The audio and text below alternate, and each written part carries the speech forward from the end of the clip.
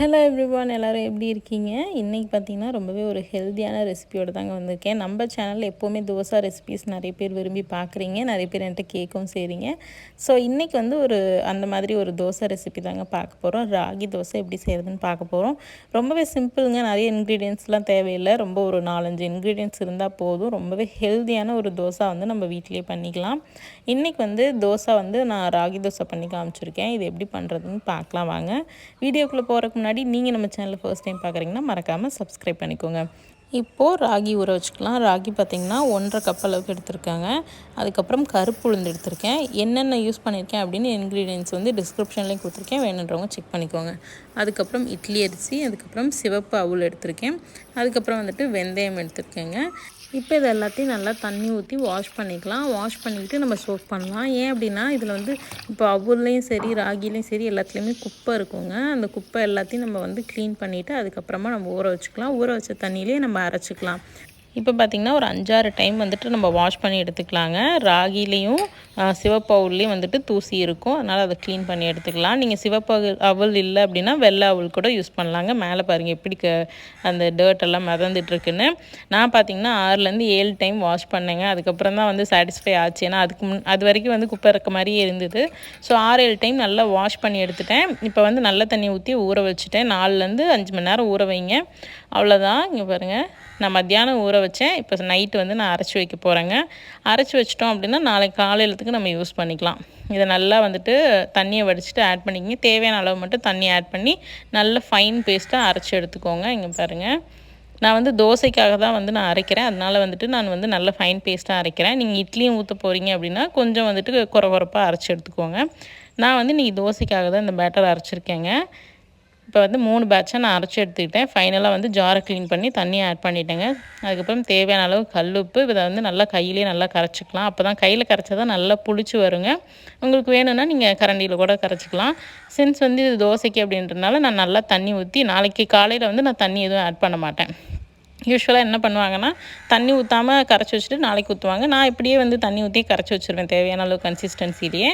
இப்போ இதை வந்து வச்சுருவோம். ஃபர்மெண்ட் ஆகி நாளைக்கு காலையில் பாருங்கள் எவ்வளோ சூப்பராக ஃபெர்மெண்ட் ஆகிருக்குன்னு.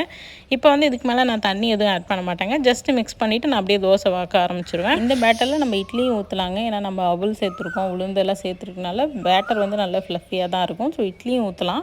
பட் நான் தோசைக்குன்னு அரைச்சினால கொஞ்சம் தண்ணி எக்ஸ்ட்ராவாக ஊற்றிருக்கேன். இப்போ நல்லா அடித்து எடுத்துக்கலாம். இங்கே பாருங்கள், ரொம்ப அடித்து அந்த ஏர் பபிள்ஸ் எல்லாம் வந்து எதுவும் பண்ணிடாமல் லைட்டாக அடித்து எடுத்துக்கோங்க.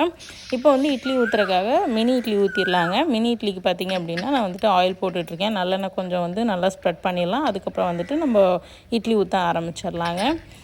இன்றைக்கி வந்து நான் பிரேக்ஃபாஸ்ட்டுக்கு இந்த ராகி தோசையும் இட்லி பண்ணுறேன். நீங்கள் எல்லோரும் என்ன பண்ணீங்கன்னு எனக்கு கமெண்ட்ஸில் சொல்லுங்கள், நான் தெரிஞ்சுக்கிறேன். ஸோ வந்து உங்களுக்கு ராகி தோசை பிடிக்குமா? ராகி தோசை இட்லிலாம் பண்ணிங்கன்னா என்ன சைட் டிஷ் பண்ணுவீங்க அப்படின்னு கமெண்ட்ஸில் சொல்லுங்கள், நான் தெரிஞ்சுக்கிறேன். ஏன்னா ஒவ்வொருத்தரும் ஒவ்வொரு மாதிரி பண்ணுவோம் இல்லையா? ஸோ நானும் கற்றுக்கலாம் உங்கள்கிட்டேருந்து எந்த மாதிரி சைட் டிஷ் யூஸ் பண்ணலாம் அப்படின்ட்டு, ஐ மீன் எந்த மாதிரி சைட் டிஷ் நல்லாயிருக்கும் அப்படின்னு சொல்லிட்டு. இப்போ வந்துட்டு நான் இன்றைக்கி வந்து தேங்காய் சட்னி, அதுக்கு வந்து பொட்டுக்கடலை, பூண்டு, தேங்காய், அதுக்கப்புறம் பச்சை மிளகா, கல்லுப்பு, அவ்வளோதாங்க. ரொம்ப சிம்பிளான ஒரு சட்னி. ஆனால் டேஸ்ட் ரொம்ப நல்லாயிருக்கும். தாளிப்பு பார்த்திங்கன்னா ஆயில் போட்டுட்டு கடுகு உளுந்தம் பருப்பு, பெருங்காயம், அதுக்கப்புறம் வந்துட்டு கருவேப்பிலை. ரொம்ப சிம்பிளான ஒரு சட்னி. ஆனால் உண்மையாலுமே டேஸ்ட் ரொம்ப நல்லா இருக்குங்க. செஞ்சு பாருங்கள். இந்த மாதிரி செஞ்சு பார்த்துட்டு எப்படி இருக்குன்னு எனக்கு கமெண்ட்ஸில் சொல்லுங்கள். ராகி தோசை அப்படின்றனால தேங்காய் சட்னி தான் நல்லாயிருக்கும் அப்படின்னு சொல்லிட்டு நான் தேங்காய் சட்னி போட்டுட்டேன். இட்லியும் ஸ்டீம் பண்ணி எடுத்தாச்சு, சட்னியும் ரெடி ஆகிடுச்சு. ஸோ தோசை வாத்துட்டோம் அப்படின்னா நம்ம வந்து சாப்பிட வேண்டியதாங்க. சூப்பரான பிரேக்ஃபாஸ்ட் ரெடி. இன்றைக்கி பார்த்திங்கன்னா தோசை வந்து நல்ல பெரிய தோசையை நல்லா கிறிஸ்பியாக ஊற்றி காமிக்கிறேன். உங்களுக்கு வேணும்னா நீங்கள் மொத்தமாக இந்த மாதிரி இதிலே விட்டுறலாம், அப்படியே ஊத்தாப்பம் மாதிரி வரும், அதுவும் நல்லாயிருக்கும். இது வந்து ராகி தோசையில் நீங்கள் பண்ணுறது வந்து அவ்வளோ சாஃப்டாக இருக்குங்க. தோசை கிறிஸ்பியாக பண்ணலாம், இல்லை சாஃப்டாக பண்ணலாம், 2 வெர்ஷன் தான். நீங்கள் சாஃப்டாக பண்ணிங்கன்னா அவ்வளோ ஊத்தாப்பம் மாதிரி ஊற்றுனீங்கன்னா அவ்வளோ மெத்துன்னு சாஃப்டாக இருக்கும். மேலே அப்படியே நல்லா வந்துட்டு ஒரு இட்லி பொடியை போட்டு நீங்கள் சாப்பிட்டிங்கன்னா அவ்வளோ டேஸ்ட்டாக இருக்குங்க. இன்றைக்கி வந்து நான் வந்து எனக்கு வந்து பர்சனலி வந்து கிறிஸ்பி தோசாஸ் தான் பிடிக்கும். அதனால் வந்து நான் கிறிஸ்பியாக தோசை ஊற்றி எடுத்துக்கிறேன் நல்லா பெருசாக. அதுக்கப்புறம் இந்த தோசைக்கல்லை பற்றி நிறைய பேர் கேட்குறீங்க. இது வந்து ஹாக்கின்ஸ் பிராண்டோடது, நான்ஸ்டிக் தாங்க, காஸ்ட் அயர்ன் கிடையாது. நான் வந்து கொஞ்சம் நல்லா மெயின்டைன் பண்ணிகிட்ருக்கேன். அதனால் வந்து ஒரு 1.5-2 வருஷமாக போயிட்டுருக்கு, எந்த இதுவும் இல்லை. மேபி இந்த நான்ஸ்டிக் போயிடுச்சுன்னா நான் யூஸ் பண்ண மாட்டேன்னு நினைக்கிறேன். இப்போயே கொஞ்சம் ஸ்க்ராச்சஸ் வந்துருச்சு. எங்கள் ஹெல்ப்புக்கு ஒரு அக்கா நல்லா போட்டு தேய்ச்சிட்டாங்க. நான்ஸ்டிக் வந்து ஆப்வியஸாக வந்து அன்ஹெல்தி தான். பட் கொஞ்சம் பிராண்டடாக நம்ம யூஸ் பண்ணோன்னா ஓகே தான். இருந்தாலும் நான் வந்து காஸ்ட் அயர்ன்லாம் வச்சுருக்கேன். ஆனால் என்னால் அதை மெயின்டைன் பண்ண முடியல. ஒரு நாள் தோசை வருது, இன்னொரு நாள் தோசை வர மாட்டேங்குது. நம்ம என்ன தான் வந்து நானும் உங்களை மாதிரி யூடியூப்லலாம் பார்த்தும் கூட பண்ணி பார்த்துட்டேங்க. எனக்கு ஒர்க் அவுட் ஆகலை. அதனால் காஸ்ட் அயர்ன் யூஸ் பண்ணுறதில்ல. இன்றைக்கி வந்து நான் இட்லி பொடியோடையும் பேர் பண்ணி காமிக்கிறேன். இட்லி பொடி பார்த்திங்கன்னா இது வந்து போன வாரம் அரைச்சது. ஒரு வாரத்தில் காலி ஆயிடுச்சு. நான் இந்த நெக்ஸ்ட் பேட்ச் வந்து நான் அரைச்சிட்டேன். அந்த வீடியோ நான் உங்களுக்கு சீக்கிரத்தில் போஸ்ட் பண்ணுறேன். இன்றைக்கி பார்த்திங்க அப்படின்னா நான் வந்து இட்லி பொடி, நல்லெண்ணெய், அதுக்கப்புறம் வந்துட்டு ராகி தோசை, ராகி இட்லி, தேங்காய் சட்னி. எவ்வளோ ஒரு டிவைனான காம்பினேஷன் பாருங்கள். ரொம்ப சிம்பிள் தாங்க, ஆனால் ரொம்ப டேஸ்டி. அதே சமயம் ரொம்பவே ஹெல்த்தியான ஒரு ஆப்ஷனும் கூட. இப்போ பார்த்திங்கன்னா நம்ம வந்து பருப்பு பொடி, அதாவது இட்லி பொடி வச்சுருக்கோம் இல்லையா, அது வந்து கருப்பு உளுந்து பொடி. அதுக்கப்புறம் இது ராகி தோசை. ஸோ ரொம்ப ஹெல்த்தியான ஒரு காம்பினேஷன். ரொம்ப வந்து ஃபில்லிங்காக இருக்கும், அதே சமயம் ரொம்ப ஹெல்த்தியும் கூட. குட்டீஸ்லேருந்து பெரியவங்க வரைக்குமே டிஃபன் தான் பிடிக்கும் இல்லையா, இட்லி தோசை. ஸோ இட்லி தோசை சாப்பிட்றதுன்னு ஆயிடுச்சு, அதே கொஞ்சம் ஹெல்த்தியாக சாப்பிட்லாமே அப்படின்னு தான் இந்த ஒரு இது. ஸோ கண்டிப்பாக இந்த மாதிரி செஞ்சு கொடுங்க. வீட்டில் செஞ்சு பார்த்துட்டு எப்படி இருந்ததுன்னு கமெண்ட்ஸில் சொல்லுங்கள். நான் இட்லி பொடியோட ரெசிபியும் ஷேர் பண்ணுறேன், அதுவும் ட்ரை பண்ணி பாருங்கள். ஓகே காய்ஸ், இந்த வீடியோ தான் உங்களோட ஷேர் பண்ணிக்கணும்னு நினச்சேன். இங்கே பாருங்கள், இட்லி பொடி, தேங்காய் சட்னி, ராகி தோசை அவ்வளோ ஒரு நல்லா இருக்கும் டேஸ்ட்டு. கண்டிப்பாக வீட்டில் ட்ரை பண்ணி பாருங்கள். ட்ரை பண்ணி பார்த்துட்டு உங்களோட ஃபீட்பேக்ஸை எனக்கு கமெண்ட்ஸில் சொல்ல மறக்காதீங்க.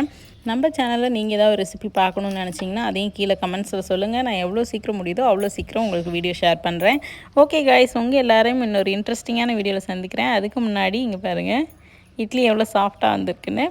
ஓகே கைஸ், பாய், டேக் கேர். உங்கள் எல்லாரையும் நாளைக்கு இன்னொரு இன்ட்ரெஸ்டிங்கான வீடியோவில் சந்திக்கிறேன். அன்டில் தென் பாய், டேக் கேர், பாய். எல்லாருக்கும் வணக்கங்க. இன்றைக்கி வந்து பன்னீர் பட்டர் மசாலா எப்படி பண்ணுறதுன்னு பார்க்கலாம். இது வந்து எங்கள் வீட்டில் ரொம்ப ஹிட்டான ஒரு ரெசிபி. இது பண்ணணும் அப்படின்னா 2 சப்பாத்தி சாப்பிட்றவங்க 3 சாப்பிடுவாங்க. இப்போ இதை பண்ணிடலாங்க. ஒரு பேனில் ஆயில் போட்டு, ஆயில் சூடானதுக்கப்புறம் வெங்காயம், தக்காளி, பூண்டு, கேஷ்யூ, அதுக்கப்புறம் வந்து கொஞ்சமாக பட்டை, ஒரு கிராம்பு ஒரு 2-3 போட்டு நல்லா வதக்கிக்கிங்க. வதங்கினதுக்கப்புறம் வந்துட்டு கல்லுப்பு போட்டு சாட்டே பண்ணிக்கலாம். இதை வந்து மூடி போட்டு நான் நல்லா குக் பண்ணிட்டேங்க. இந்த ஸ்கின் அப்படியே ரிமூவ் ஆயிரும். ஸோ வந்து தக்காளியோட ஸ்கின் அப்படியே ரிமூவ் பண்ணிவிட்டு இதை நல்லா ஆற விட்டுருங்க. ஆறினதுக்கப்புறம் மிக்ஸி ஜாரில் போட்டு நல்லா வந்து ஃபைன் பேஸ்ட்டாக அரைச்சி எடுத்துக்கலாம். இப்போ இது சைடில் இருக்கட்டும். ஒரு பேனில் ஆயில் போட்டு கொஞ்சம் பட்டர் ஆட் பண்ணிக்கலாம். கொஞ்சம் இல்லை, தாராளமாக பட்டர் ஆட் பண்ணிட்டு ஸ்பைசஸ்லாம் ஆட் பண்ணிக்கோங்க. ரெட் சில்லி பவுடர் வந்து நான் ஆயிலே போடுற காரணம் நல்ல கலர்ஃபுல்லாக இருக்கும் அதுக்காக. அதுக்கப்புறமா நம்ம அரைச்சி வச்ச விழுதை ஆட் பண்ணி நல்லா வந்து சாட்டே பண்ணிக்கலாம். அதுக்கப்புறமா தேவையான அளவு தண்ணி ஊற்றி டைல்யூட் பண்ணிக்கோங்க. இது வந்து ஒரு 2-3 நிமிஷம் கொதி வரட்டும். கொதி வர ஸ்டேஜில் பார்த்திங்கன்னா வரமிளகாத்தூள், மல்லித்தூள், அதுக்கப்புறம் பார்த்திங்கன்னா சீரகத்தூள் ஆட் பண்ணியிருக்கேன். இது எல்லாத்தையும் நல்லா கலந்து விட்டு மசாலாவோட பச்சை வாசனை போகிற அளவுக்கு நம்ம குக் பண்ணிக்கலாம். மூடி போட்டு நல்லா கொதி விட்டுருங்க. இந்த அளவுக்கு நல்லா கொதி வந்ததுக்கப்புறம் நம்மளோட கிரேவியும் தேவையான கன்சிஸ்டன்சி வந்துருச்சு. இப்போ வந்து நம்ம கட் பண்ணி வச்சுருந்த பைட் சைஸ்டு பீசஸை ஆட் பண்ணிக்கலாம், பன்னீர் பீசஸை. இதுவும் பார்த்திங்கன்னா பன்னீர் ஒரு 3-4 நிமிஷத்தில் வெந்துடும். வெந்ததுக்கப்புறமா கசூரி மேத்தி, அதுக்கப்புறம் ஃப்ரெஷ் க்ரீம் ஆட் பண்ணிக்கலாம். நான் வந்து இன்றைக்கி ஃப்ரெஷ்ஷான கர்ட் ஆட் பண்ணுறேன். மூடி போட்டு குக் பண்ணிட்டு சர்வ் பண்ணும்போது பட்டர் ஆட் பண்ணி சர்வ் பண்ணிங்கன்னா ரொம்ப நல்லாயிருக்குங்க. நம்மளோட சூப்பரான பன்னீர் பட்டர் மசாலா ரெடி ஆயிடுச்சு. இதை நீங்களும் ட்ரை பண்ணி பார்த்துட்டு எப்படி இருக்குன்னு சொல்லுங்கள்.